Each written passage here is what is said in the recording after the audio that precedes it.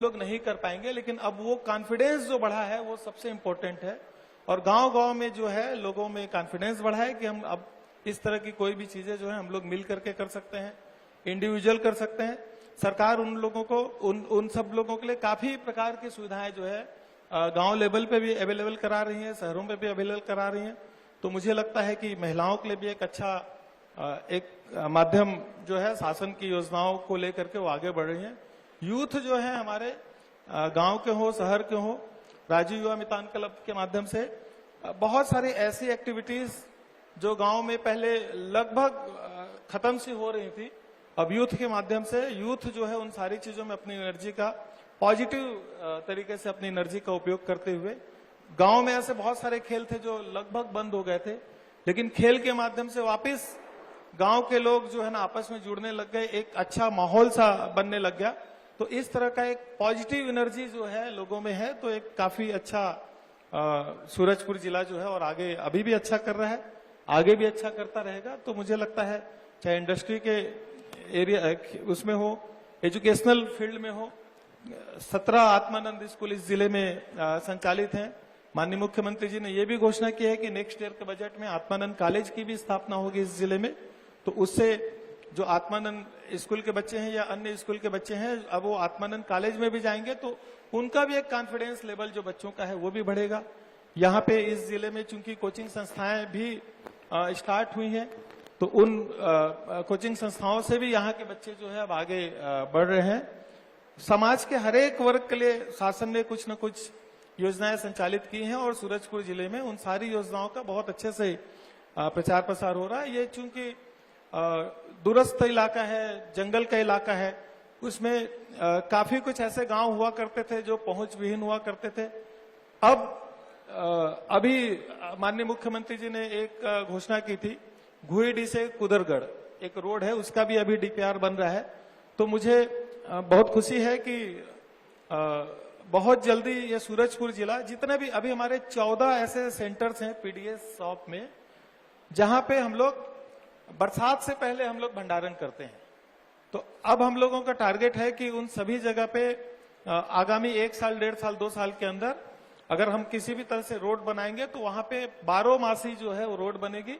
हमें बरसात के मद्देनजर वहां पहले भंडारण करना है, इस टाइप से व्यवस्था नहीं करनी पड़ेगी। जैसे बाकी सब जगह रूटीन वे में भंडारण होता है, वैसे उन जगह पे भंडारण होता है। पैसे की कहीं कोई दिक्कत नहीं आती है। पैसे अलग अलग स्कीम्स में काफी गवर्नमेंट के माध्यम से यहाँ पैसे रहते हैं। उन समन्वित प्रयास से कुछ कैंपा मत से होता है, कुछ मनरेगा से होता है, शासन की कुछ स्कीम आती है, सीएसआर से होता है। तो इन सारी योजनाओं का एक समन्वय डीएमएफ का होता है। कैसे ज्यादा से ज्यादा लोगों का भला हो, ज्यादा से ज्यादा लोगों के गांव तक सुविधाएं पहुंचे, इसके लिए एक समन्वित प्रयास जो है हम सब लोग मिल करके करते हैं। और इसका एक बढ़िया है, जैसे अभी माननीय श्री भानु प्रताप जी बता रहे थे कि उन्होंने बनगवा एक गांव है जहां पे 16 घर है जहां पे अभी 4 व्हीलर गाड़ी नहीं जाती है। एक बाकी गांव है जहां पे 4 व्हीलर गाड़ी नहीं जाती है। तो अभी जैसे घुईडी कुदरगढ़ की सीएम साहब ने घोषणा की है, तो बाकी अब रोड बन जाएगी, बनगवा भी रोड बन जाएगी। तो मुझे लग रहा है कि अब पहुंच विहीन गांव के अभिशाप से सूरजपुर जिला बहुत जल्दी मुक्त हो जाएगा। और एक बेसिक चीज है जो पीडीएस शॉप हो या आंगनबाड़ी केंद्र हो, तो हमारे माननीय जनप्रतिनिधि सब लोगों की ये इच्छा है कि गांव में जो एक बेसिक चीज जो होनी चाहिए, एक आम जनता जिसके लिए चाहे उचित मूल्य का दुकान हो, आंगनबाड़ी हो, स्कूल हो, या फिर उन लोगों को बेसिक चीज स्वास्थ्य केंद्र हो, ये पैरामीटर्स के आधार पे जो जहां बनना चाहिए। अगर वहां पे बिल्डिंग नहीं है तो सबसे प्रायोरिटी में उन सारी बिल्डिंग्स को वहां पे बनाया जाना है। और इसी के लिए हम सब लोग मिलकर के इसमें प्रयत्न कर रहे हैं और इसी का हम सब लोगों को काफी सारे लोगों से सहयोग भी मिल रहा है और इसमें हम लोग बहुत जल्दी सफल भी होंगे। Thank you. एसपी साहब, रायपुर में भी आप रहे, बेमेतरा रहे, सूरजपुर रहे, नक्सल प्रभावित इलाकों में भी रहे। सूरजपुर मेरे ख्याल से मध्य प्रदेश के सिंगरौली से मिलता है, बॉर्डर एरिया भी है। मेरे ख्याल से कोयले का भी काफी नाम आता है कि कोयला भी प्रचुर मात्रा में है। सूरजपुर को बाकी जिलों से कितना डिफरेंट मांगते हैं सर? क्योंकि रायपुर के आसपास बेमेतरा हो गया, छोटे छोटे जिले हो गए, लेकिन सूरजपुर बड़ा जिला माना जाता है, काफी थाने भी है, चौकियां भी हैं। लॉ एंड ऑर्डर की स्थिति तो नहीं पता उतनी है कि नहीं, लेकिन कोयले का बहुत बड़ा है यहाँ पर काम चलता है, लोग बताते भी हैं। कितना अंतर है बेमेतरा शहरी क्षेत्रों में काम करना और सूरजपुर, क्योंकि एक आदिवासी इलाका भी है। 2012 में ये बना था, लेकिन ये कहा जाता है कि 2012 में जितने जिले बने सबसे समृद्ध जिला सूरजपुर ही है।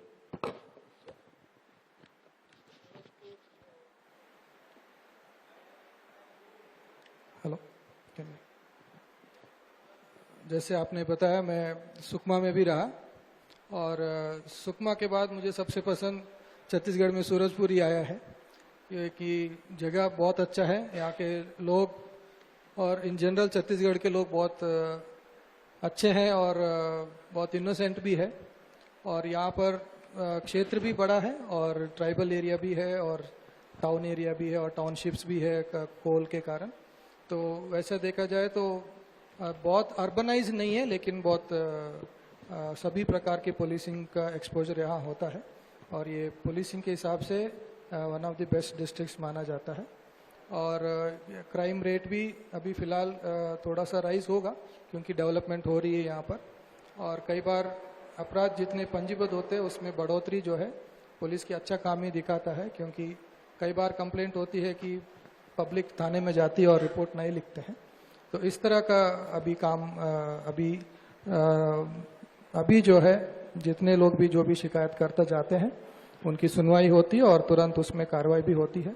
फॉर एग्जांपल बच्चे और महिलाओं के विरुद्ध जो अपराध है उसमें माननीय मुख्यमंत्री जी स्वयं उसमें समीक्षा करते हैं, तो इसलिए काम में कई सुधार आई है। और निश्चित रूप से ये जहाँ पर भी मैंने काम किया उनमें से ये बहुत अच्छी जगह है। और क्योंकि ये मध्य प्रदेश से सीमा लगती है और उत्तर प्रदेश के भी काफ़ी पास में है, तो इसलिए थोड़ा बॉर्डर एरिया के हिसाब से चैलेंजेस है, बट पुलिस पूरी तरह से इसके लिए रेडी है। Thank you. चुनाव भी काफी टफ होगा सर, तीनों विधायक इस क्षेत्र के मेरे ख्याल से कांग्रेस के ही हैं। ऐसे में नए चेहरे भी हैं भारतीय जनता पार्टी से उतरे, और चुनाव वैसे भी कठिन होता है, कभी भी विधानसभा चुनाव, उसकी जिम्मेदारी भी है। कितना चैलेंज देख रहे हैं आने वाले समय में सूरजपुर के लिए? चुनाव टफ ही होना चाहिए और चाहे कोई भी पार्टी के हैं, जनप्रतिनिधियों से भरपूर सहयोग मिलता है सभी पार्टियों से। और जितनी तैयारी अभी चल रही है इस बार चुनाव के लिए 4-5 महीने पहले से ही कई सारी तैयारियां शुरू की गई है, तो इससे हमें पूरी उम्मीद है कि बहुत शांतिपूर्वक होगी। और यहाँ के क्षेत्र के लोगों का नेचर में भी है कि बहुत ही शांतिप्रिय लोग हैं, तो मुझे लगता है कि जो भी चैलेंज है बहुत सक्सेसफुली हम उसको डील करेंगे। डीएफओ साहब, मैंने जब यहाँ आया था सूरजपुर तो कलेक्टर साहब ने मुझे बताया, एसपी साहब ने मुझे बताया कि हाथियों का एक बहुत अच्छी जगह यहाँ पर है जहां पर आप देखने जा सकते हैं। और वैसे भी सूरजपुर तो हाथियों का गढ़ माना भी जाता रहा इसके पहले। डीएफओ सूरजपुर तो आप हैं सर, इसके अलावा वन विभाग ने खासतौर से वन उपज खरीदी में बहुत अच्छा काम किया सरकार ने। क्या लगता है आपको सूरजपुर में आने वाले समय में क्या बेहतर वन विभाग की तरफ से देखा जा सकता है?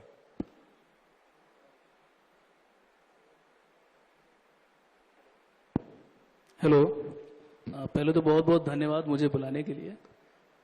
निश्चित ही ये जो एरिया है सूरजपुर का, यहाँ का फॉरेस्ट बहुत ही रिच फॉरेस्ट है, प्लस हमारा बॉर्डरिंग में एक वाइल्ड लाइफ सेंचुरी है तमोर पिंगला, और एक नेशनल पार्क है गुरु घासीदास नेशनल पार्क।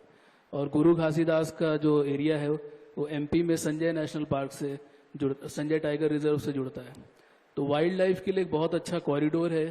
तो इसीलिए एलिफेंट वगैरह और बाकी वाइल्ड लाइफ भी यहाँ पे बहुत ही अच्छी संख्या में पाई जाती है। और चूंकि वाइल्ड लाइफ यहाँ पे है और जो डिस्ट्रिक्ट का पूरा देखेंगे तो फॉरेस्ट एरिया बहुत ही फ्रेगमेंटेड है, बीच में बहुत सारी बस्ती बसाहट है, तो इस वजह से जो हाथियों का एक कॉन्फ्लिक्ट रहता है, मानव हाथी द्वंद, वो काफ़ी रहता है यहाँ पर। और इससे पहले मैं सरगुजा में रहा काफ़ी समय तक, तो क्योंकि ये नेबरिंग डिस्ट्रिक्ट है तो काफ़ी मुझे वहाँ पे इसकी खबरें मिलती रहती थी। लेकिन एक जो अच्छा चीज़ है अभी पिछले कुछ दिनों में जैसे देखा गया है, तो वो जो एक कॉन्फ्लिक्ट की स्थिति थी काफ़ी कम हुई है, तो ये एक अच्छा संकेत है। एक लोग भी शायद जागरूक हो रहे हैं उनको किस तरीके से एलिफेंट्स के साथ रहना है। डिपार्टमेंट भी उसमें निरंतर प्रयास कर रहा है कि किसी भी तरह से जो हाथी हो या अन्य वन्य प्राणी हो उनके माध्यम से जो क्षति होती है वो कम से कम हो। तो एक वाइल्ड लाइफ का एक अच्छा चैलेंज है यहाँ पे हमेशा विभाग के लिए रहता है।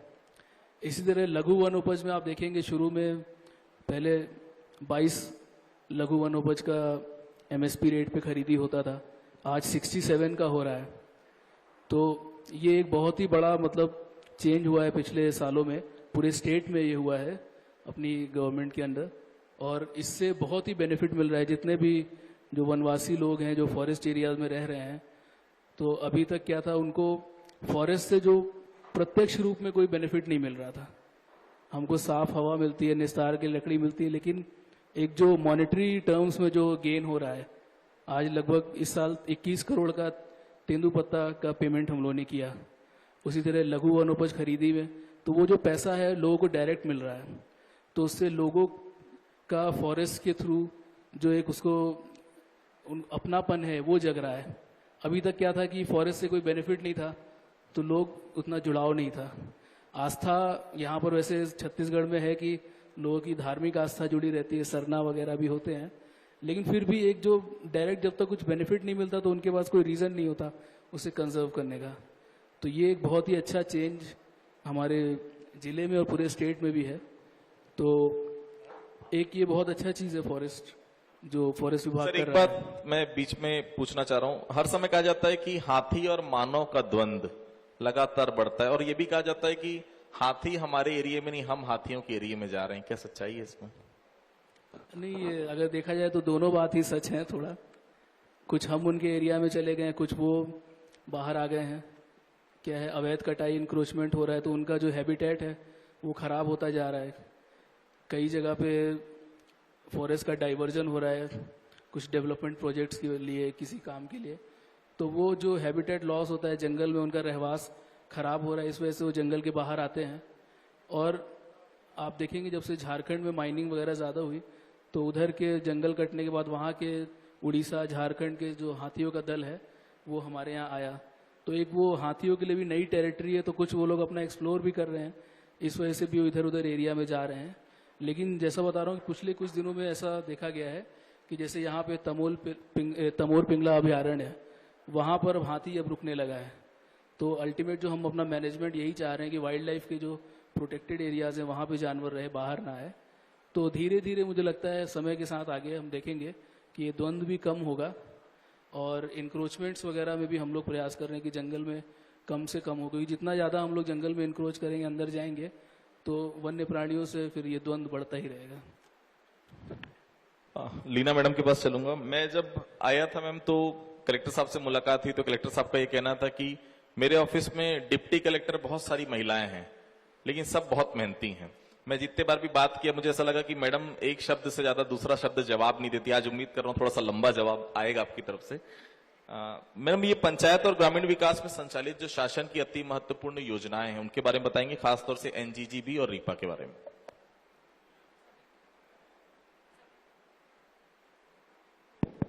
सभी को नमस्कार। छत्तीसगढ़ शासन की जो महत्वपूर्ण योजनाएं हैं उसमें एनजीजीबी, जिस नाम से आप जानते हैं, नरवा गरुआ घुरवा बाड़ी, तो नरवा कार्यक्रम जो है वो जल संरक्षण से संबंधित है, और हर जिले में जो छोटे छोटे नाले और हैं उनको संरक्षित करना, जो उनके उद्गम से लेके वो जहां पर अन्य नाले में विलय करते हैं, तो उनमें छोटे छोटे स्ट्रक्चर मनरेगा के माध्यम से बनाकर उनको रोकना, और उसके आसपास के जो एरिया है उसका एरिया ट्रीटमेंट, मतलब वहां पर कुएं भी बनते हैं, चेक बोल्डर डैम भी बनते हैं, फिर वहाँ पे 30-40 मॉडल के भी छोटे छोटे खेत बनते हैं। तो सिर्फ नाला का ही ट्रीटमेंट नहीं होता, उसके आसपास जो ग्रामीण हैं और उनके जो खेत हैं उनका भी मेड़ बंधान किया जाता है नरवा के माध्यम से। तो इसमें जल संरक्षण के साथ साथ पेयजल की भी स्थिति बनती है, अच्छी स्थिति। जो गर्मी में है उनका वाटर लेवल ऊपर आया है, और जो किसान है वो 2 फसल लेने लगे हैं। तो ये नरवा है। गरुआ के संबंध में बात करें तो वो पशुओं का संवर्धन है। जो गौ माता है उनके लिए एक डे केयर सेंटर जो है गौठान के रूप में निर्मित किया गया है, और हमारे जिले में अभी 350 गौठान कार्यरत हैं और उन सभी में जो डे केयर सेंटर के रूप में गाय जो हैं वहाँ पे रखे जा रहे हैं। और अभी रिसेंटली मोबाइल वेटनरी यूनिट भी माननीय मुख्यमंत्री जी द्वारा जिले को दी गई है, जो उन गौठानों में उन मवेशियों का और बाकी जो अन्य जानवर जो गांव में हैं उनका ट्रीटमेंट वहाँ पे कराया जाएगा। फिर घुरवा का जो कॉन्सेप्ट है, जो पुराने जमाने में और हमारे ग्रामीण परिवेश में जो घर का कूड़ा कचरा था या गोबर जो रहता था उसको एक छोटे से गड्ढे में डाला जाता था। तो घुरवा का कॉन्सेप्ट जो है वो मृदा संरक्षण के लिए है और एक तरीके से भूमि की उपजाऊता बढ़ाने के लिए है। और शासन की तरफ से भी नाडेप टैंक वगैरह जो है वो बनाए जाते हैं जिससे कि जैविक खाद बनाई जा सके और जैविक कृषि की तरफ हम बढ़ सकें। और बाड़ी का जो कॉन्सेप्ट है वो एक तरह से पोषण की तरफ इंगित करता है। हमारे ग्रामीण क्षेत्रों में जो छोटी छोटी बाड़ियां हैं वो डेवलप करने के लिए आंगनबाड़ी केंद्रों में जो जहाँ पे जगह है वहाँ पर फल सब्जियां लगाने के लिए और गौठानों में जो हमारे चारागाह हैं वहाँ पर भी बाड़ियां विकसित की जा रही हैं जिससे सुपोषण में इसमें मदद मिल सके। इसके अतिरिक्त रीपा एक बहुत ही महत्वपूर्ण और फ्लैगशिप कार्यक्रम है जिसके तहत हर विकास खंड में 2 स्थान जो हैं गौठान या गौठान के निकट चिन्हांकित किए गए हैं। और इसका मुख्य उद्देश्य जो है ग्रामीण अर्थव्यवस्था को सुदृढ़ करना, वहाँ के लोगों को रोजगार प्रदान करना। इसमें सिर्फ एसएचजी की महिलाओं को ही नहीं, वहाँ उस गांव के और उस क्लस्टर के जो 5-6 गांव हैं वहाँ के युवाओं को उससे जोड़ना, इसमें प्रशिक्षण का भी एक कंपोनेंट है। और इसके साथ ही जैसे गुड़ी एक्टिविटीज, तो जो हमारी पारंपरिक गतिविधियां हैं, चाहे लोहार का हो या बढ़ई का हो या बुनकर का हो, उनको भी वहाँ पर हम काम दे रहे हैं। और वहाँ की जो एसएचजी महिलाएं हैं वो वहाँ पर एक छोटे उद्योग के रूप में किस तरह गांव में एक उद्योगीकरण हो उसकी तरफ जो है शासन की मंशा के अनुरूप कार्य किया जा रहा है। लेकिन सब आदिवासी बहुल इलाका है, ये पंडो जनजाति के लिए संरक्षित जनजाति है, वैसे भी राष्ट्रपति के दत्तक पुत्र माने जाते हैं। उनके उत्थान के लिए प्रशासनिक, क्योंकि आदिवासियों के उत्थान की बात अगर सूरजपुर में आकर हम नहीं किए तो शायद ये परिचर्चा अधूरी रहेगी। उनके लिए क्या किया जा रहा है? सबसे बड़ी बात बेरोजगारी एक बड़ी दिक्कतें हैं क्योंकि पढ़ाई भी कम है, यहाँ पर एजुकेशन भी बहुत अच्छा अभी तक नहीं रहा है। यहाँ के मैंने सुना है कि कुछ छात्रों को बेंगलोर में नौकरियां भी मिली है। सेटिस्फेक्शन लगता है जब इस प्रकार की चीजें होती है दिल से।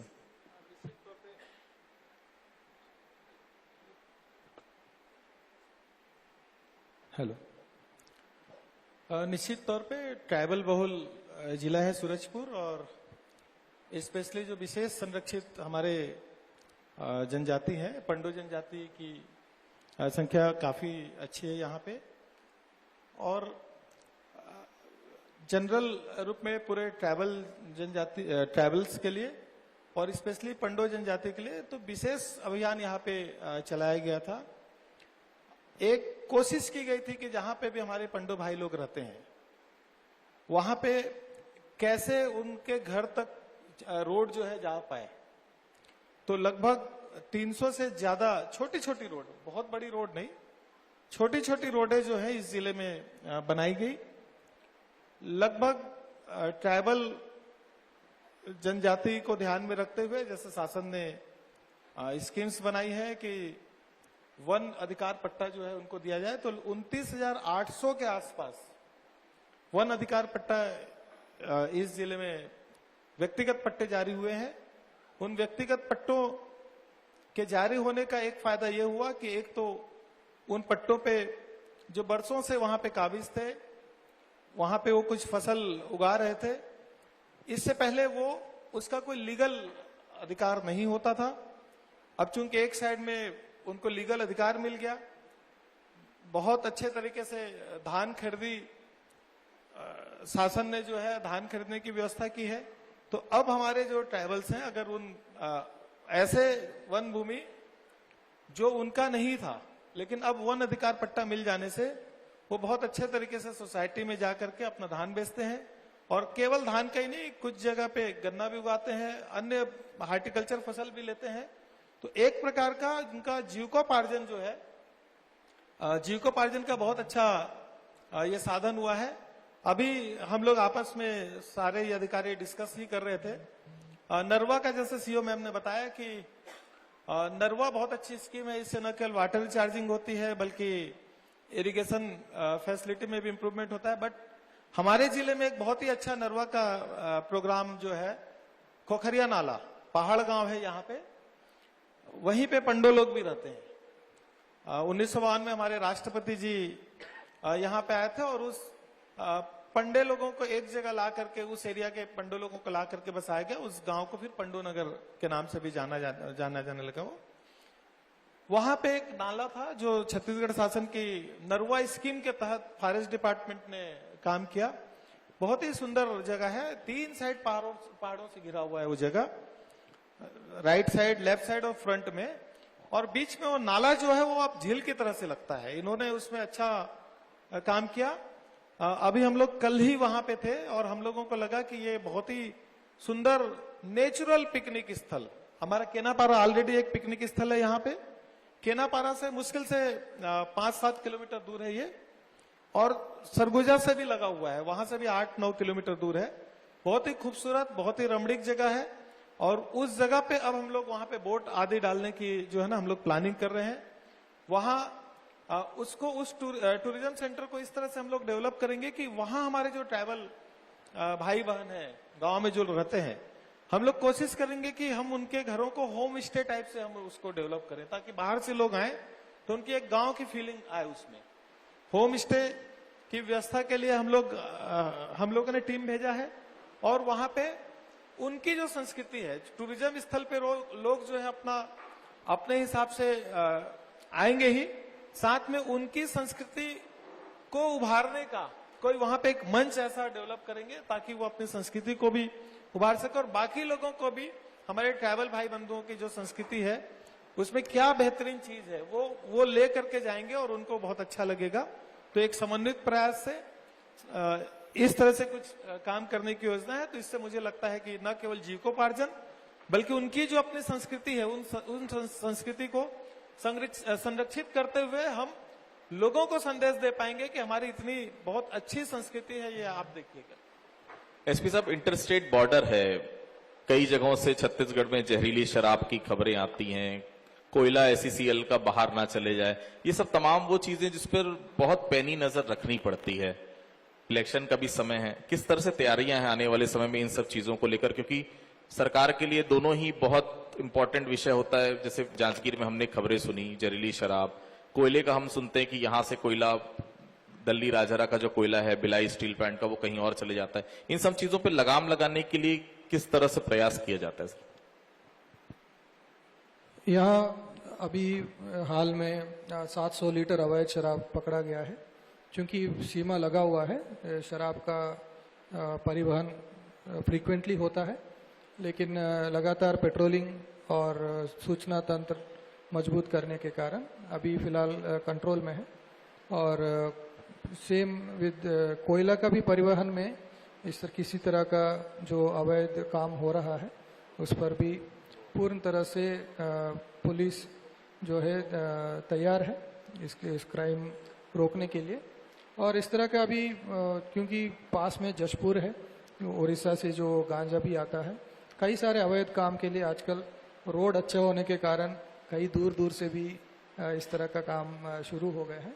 लेकिन अभी पुलिस का स्ट्रेंथ जो है वो भी बढ़ाया गया है, पिकेट्स बढ़ाए गए हैं, और अभी निर्वाचन आयोग के आने के बाद अभी से फिक्स्ड पिकेट्स बढ़ाया गया है और लगातार 24 घंटा चेकिंग जारी है। और इसी के चलते अभी पिछले हफ्ते दिन में ही कई सारे जगह गांजा और अवैध शराब पकड़ा गया है। निश्चित रूप से ये चुनाव के लिए बहुत बड़ी प्रॉब्लम रहेगी, क्योंकि शराब एक बहुत बड़ा फैक्टर है। लेकिन पुलिस पूरी तरह से इसके लिए तैयार है और हमें पूर्ण विश्वास है कि बहुत ही फेयर लेवल प्लेइंग फील्ड हम इंश्योर करें। Thank you. सर, आपसे सवाल है मेरा। जैसे हाथी मानवदोन काफी लंबे समय से चलते आ रहा है और सरगुजा का पूरा बेल्ट अभी भी ऐसा है कि लोग अभी भी बहुत खुल के जी नहीं पाते, स्पेशली अगर हम सूरजपुर में बोले तो। ये मूवमेंट कब तक खत्म होगा, कब तक लोगों को निजात मिल पाएगा? क्योंकि सरकार तो इसमें प्रयास कर ही रही है, लेकिन आप लगातार वर्तमान की स्थिति को देख रहे हैं, क्या प्रयास इसमें किए जा रहे हैं आप लोगों की तरफ से?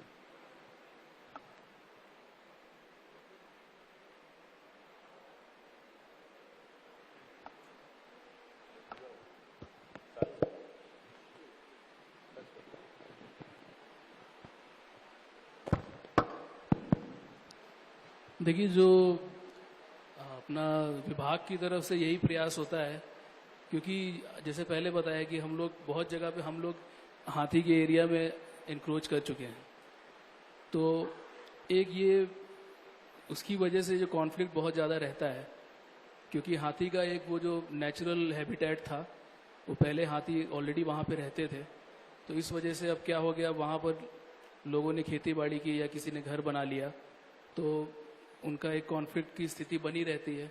हमारा प्रयास यही रहता है कि किस तरीके से इस कॉन्फ्लिक्ट को कम से कम करें, और इन केस अगर कोई एलिफेंट आ रहा है, अपने नेचुरल ट्रैक से बाहर जा रहा है, तो उसको कैसे ड्राइव अवे करके हम वापस जंगल में ले जाएं। लोगों में एक सबसे ज़्यादा इम्पोर्टेंट जो है कि एक कम्युनिकेशन लोगों तक पहुँचे। बहुत बार होता है कि खेतों में आ जाता है या गांव के नज़दीक आ जाता है, लोगों को जानकारी नहीं होती और वो चले जाते हैं, फिर ऐसा कोई सामना हो जाता है, कोई घटना हो जाती है, तो उसको कम करने का प्रयास है। तो ज़्यादा से ज़्यादा मुनादी हो और लोगों से हमारा ज़्यादा से ज़्यादा संवाद हो, और अल्टीमेटली जैसे हम लोग का अल्टीमेट प्लान है कि जो भी प्रोटेक्टेड एरियाज़ हैं, जैसे आसपास के वाइल्ड लाइफ सेंचुरी हैं या नेशनल पार्क हैं, तो हाथियों को उसमें ज़्यादा से ज़्यादा अंदर रखा जाए। तो उसके लिए भी हम लोग अपने कैंपा योजना के अंतर्गत और वाइल्ड लाइफ मैनेजमेंट के अंतर्गत क्या करते हैं कि उनका रहवास विकास का कार्य करते हैं। तो जंगल में तालाब बनाना, फलदार वृक्षारोपण करना जिसे वन्य प्राणी खाते हैं, तो हमारा प्रयास यही रहता है कि जंगल में ही ज़्यादा से ज़्यादा उनको खाने और पीने की व्यवस्था हो जाए, तो वो जंगल के बाहर खुद कम से कम आए। क्योंकि एक कोई भी वाइल्ड लाइफ हो, चाहे हाथी हो चाहे भालू हो, उनके लिए भी बड़ा स्ट्रेसफुल है इधर उधर घूमकर खाना ढूंढना, पानी ढूंढना। हर कोई चाहता है कि उसको वहीं पे मिल जाए। तो वही कोशिश है कि ज़्यादा से ज़्यादा हैबिटेट इम्प्रूवमेंट का काम हम लोग करें, लोगों में कॉन्फ्लिक्ट कम हो, इसके लिए ज़्यादा से ज़्यादा उनको टाइम पे सूचना मिले, और कहीं पे अगर नुकसानी हो रही तो उनको टाइमली कॉम्पनसेशन मिले। तो प्रयास यही है कि अगर कोई क्षति हो रही है तो लाइफ की मतलब लॉस ना होने पाए, भले ही कोई फसल में नुकसान हो या घर टूटे तो उसको कोई कॉम्पनसेट किया जा सकता है। उसके लिए शासन से रेट भी है, तो हम लोग कोशिश करते हैं कि टाइमली कॉम्पनसेशन मिल जाए, लेकिन लाइफ का लॉस हम लोग यही प्रयास है कम से कम हो। और जैसा कि आप देखेंगे कि जिन स्टेट्स में बहुत लंबे समय से हाथी रहते आए हैं, तो वहाँ के लोग भी थोड़ा अडेप्ट हो गए हैं। छत्तीसगढ़ के लिए अभी थोड़ा नया है, और आप अगर कंपेयर करेंगे नॉर्थ छत्तीसगढ़ से सेंट्रल या वहाँ पर आप देखेंगे और ज़्यादा कॉन्फ्लिक्ट है। वहाँ के लोगों के लिए एकदम नया है। जैसे आप गरियाबंद, महासमुंद इस एरिया में देखेंगे तो वहाँ के कंपैरिजन में सरगुजा क्षेत्र में लोग काफ़ी ज़्यादा अडेप्ट कर चुके हैं वन्य प्राणियों के साथ रहना। तो ये धीरे धीरे प्रोसेस है, मतलब हम लोग प्रयास कर रहे हैं। तो उम्मीद है कि जल्दी ही मतलब एक सॉल्यूशन, तो हमको मतलब परमानेंट तो नहीं कहा जा सकता कि कॉन्फ्लिक्ट कभी रहेगा ही नहीं, क्योंकि हम लोग ऐसे एरिया में ही है जहाँ वाइल्ड लाइफ काफ़ी रिच है, लेकिन वो कम से कम मिनिमाइज हो और लाइफ का लॉस जीरो हो जाए, यही टारगेट है हमारा। लीना मैडम, आखिरी सवाल था, सामाजिक आर्थिक सर्वेक्षण के बारे में कुछ बताना चाहें तो बताएंगे, फिर मैं इस परिचर्चा को फिर दूसरा पैनल इसमें शामिल होगा। छत्तीसगढ़ शासन द्वारा छत्तीसगढ़ सामाजिक आर्थिक सर्वेक्षण कराया गया था। इसका मुख्य उद्देश्य यह रहा है कि जो विगत जनगणना है वो 2011 में हुई थी, और 2011 के बाद ऐसे बहुत से परिवार हैं जो कि उस सूची में शामिल नहीं हैं, लेकिन उनकी जरूरत है, चाहे वो आवास को हो, चाहे पेयजल को लेकर हो, चाहे पेंशन को लेकर हो। तो यह जो सर्वे हुआ था वो हमारे जितने भी परिवार थे, लगभग 2,30,000 परिवार, उनमें घर घर जाके प्रगणकों द्वारा सर्वे किया गया है और विभिन्न तरह की जानकारी एकत्रित की गई है। उसमें उनका आवास किस प्रकार का है, पेयजल की क्या व्यवस्था है, शौचालय कैसा है, उनके यहाँ इरिगेशन की क्या फैसिलिटी है, कितने पढ़े लिखे हैं, तो इस तरह का एक फॉर्मेट था। तो ये जो जानकारी है वो शासन के पास सॉफ्टवेयर के माध्यम से, ऐप के माध्यम से जमा है, और उसका परीक्षण शासन स्तर पे किया जा रहा है, और उसमें जो भी व्यक्ति विभिन्न योजनाओं के लिए पात्र हैं उसके लिए उच्च स्तर से निर्णय लिया जाकर हमारे क्षेत्र में मतलब यहाँ पे लागू किया जाएगा। चलिए, बहुत बहुत धन्यवाद सर हमसे बातचीत करने के लिए। इसके बाद मैं परिचर्चा में आगे फूड डिपार्टमेंट, ट्राइबल, कृषि और नगर पंचायत से सीएमओ अगर होंगे तो मैं मंच पे बुलवाऊंगा।